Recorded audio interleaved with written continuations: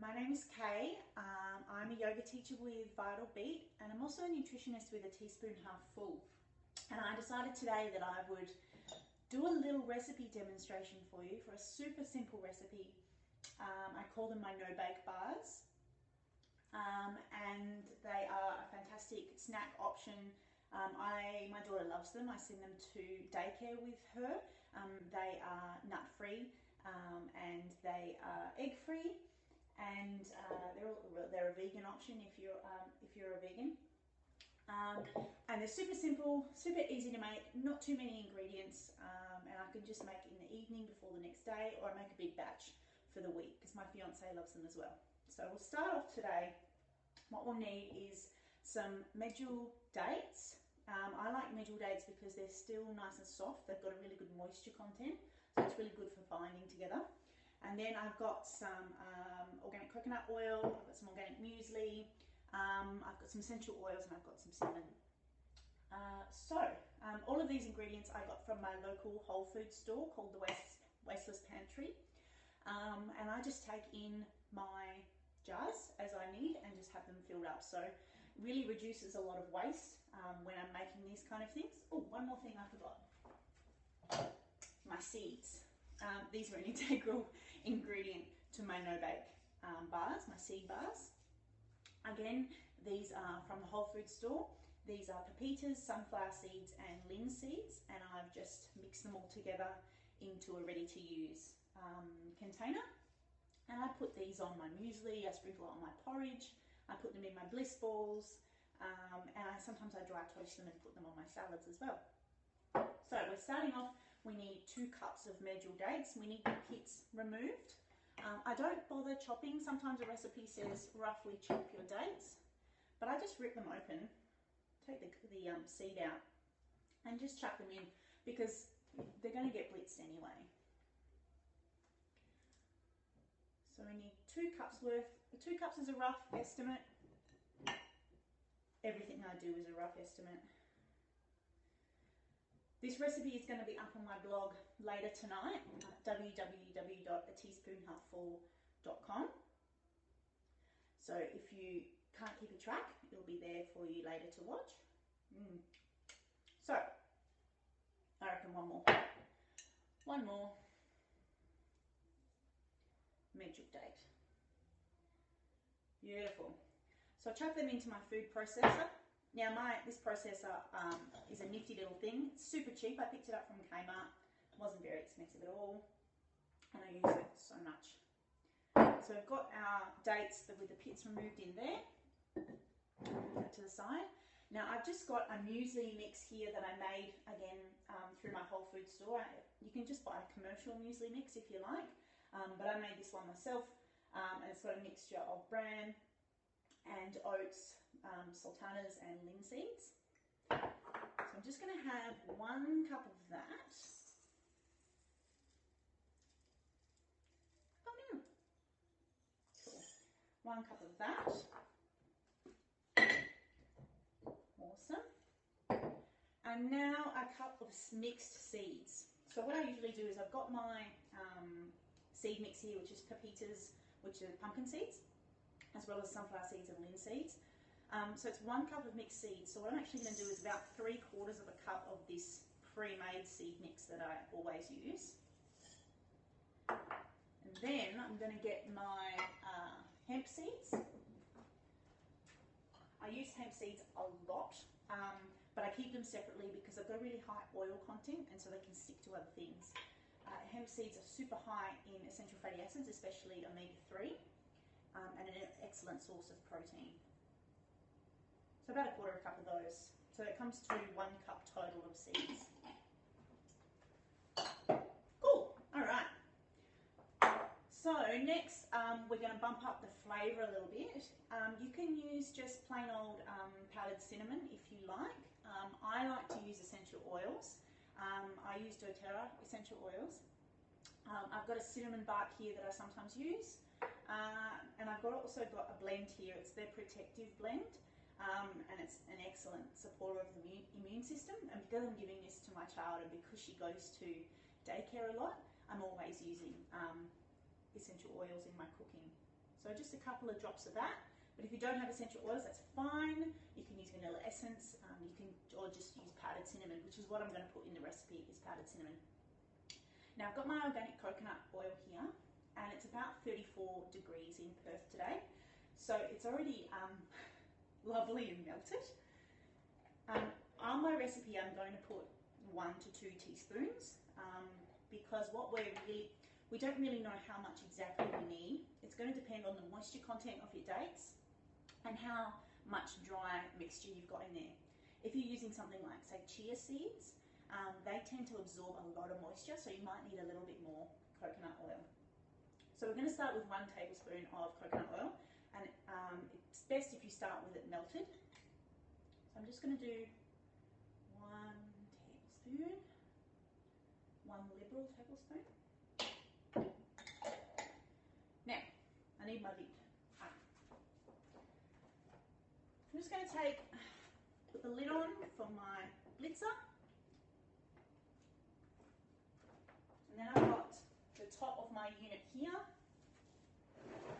And I'm just going to blitz this. It's going to be really loud for a moment, so just bear with me.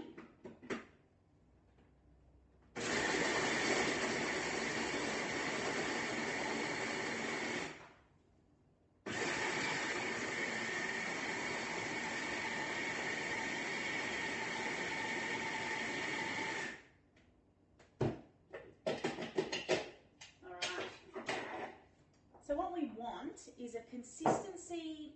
It's not too wet, not too dry. If it's too crumbly, it won't bind together very well. So you should be able to easily make a ball with it. So that presses together well, but when I start to roll it, it's a bit crumbly. So I'm going to pop another tablespoon of coconut oil in there. This is what I'm talking about. You start with 1, and then you might like to add another teaspoon and then another teaspoon until you get the consistency that you want. Okay. So I'm just going to give it another blitz, so you might want to cover your ears.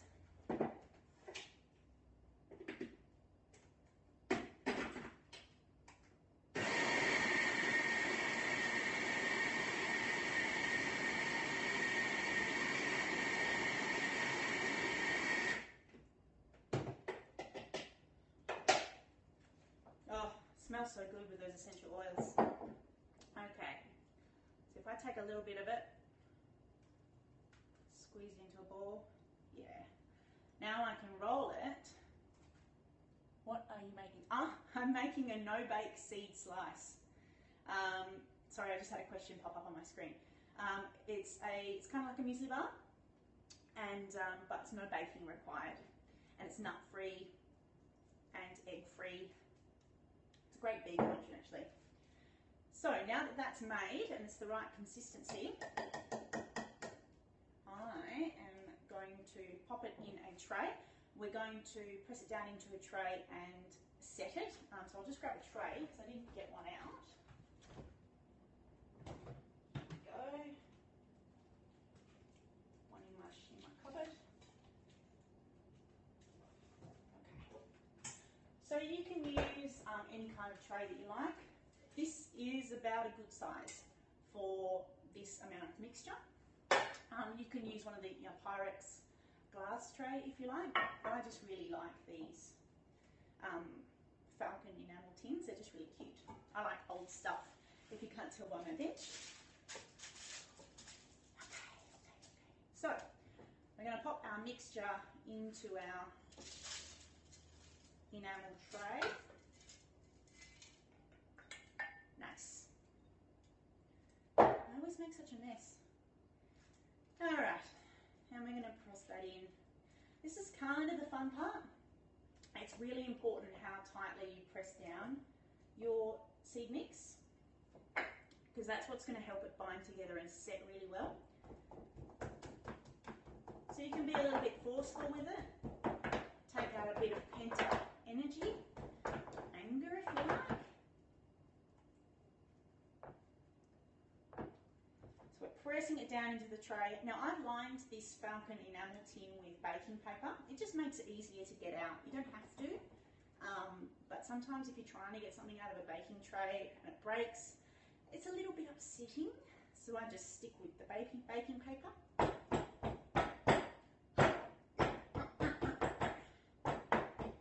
Like I said, the more force, the better. Right, so it looks like that. It's well and truly stuck in.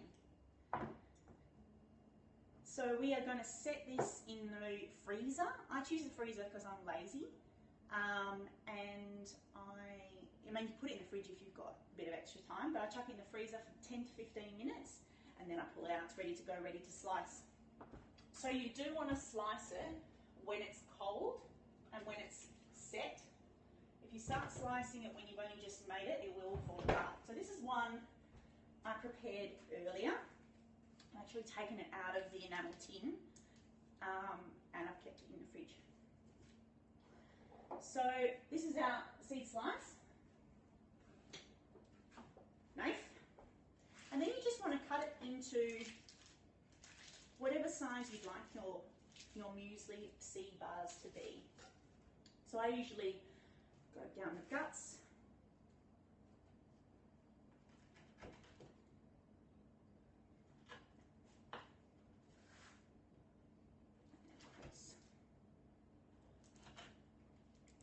Now I've only got a toddler, she's only 2, so you can make them big if you're feeding a grown-up, or you can make them really small if you're feeding a child. Like I said, these are daycare friendly because they are free of nuts and they are free of egg. And my daughter absolutely loves them. I'll just move some of these out of the way. Right. So that's your muesli bar. I'll come round. Right. Looks like this. Okay. Super delicious. Then what I like to do, just move some of these out of the way.